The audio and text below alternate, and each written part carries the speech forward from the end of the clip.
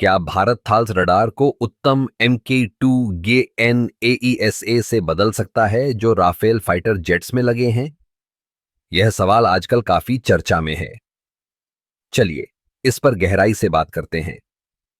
सबसे पहले थाल्स रडार की क्षमताओं पर ध्यान दें।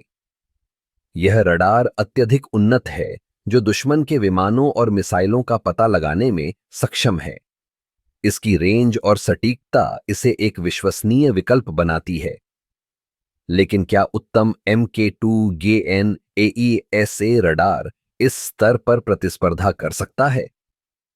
उत्तम MK2 एक स्वदेशी रडार है जो गैलियम नाइट्राइड GN तकनीक पर आधारित है।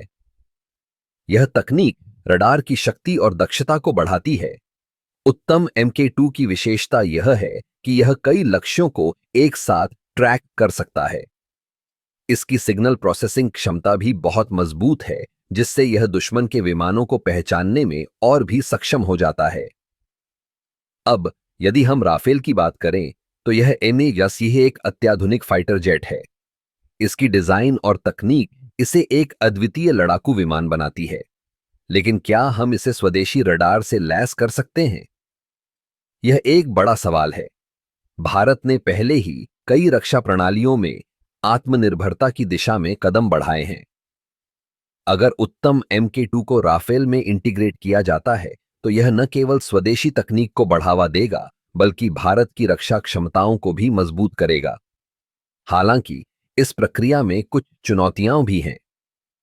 राफेल की मौजूदा तकनीक और थाल्स रडार के साथ इसकी इंटीग्रेशन एक जटिल कार्य है। हमें यह सुनिश्चित करना होगा कि उत्तम MK2 की सभी विशेषताएं राफेल के सिस्टम के साथ पूरी तरह से काम करें। इसके अलावा हमें यह भी देखना होगा कि क्या उत्तम MK2 की प्रदर्शन क्षमता थाल्स रडार के बराबर है। अगर ऐसा होता है तो यह एक गेम चेंजर साबित हो सकता है। अंत में यह कहना गलत नहीं होगा कि भारत के पास उत्तम MK2 GN-AESA रडार को राफेल में इंटीग्रेट करने की क्षमता है। लेकिन यह एक दीर्घकालिक प्रक्रिया होगी जिसमें तकनीकी, रणनीतिक और राजनीतिक पहलुओं को ध्यान में रखना होगा।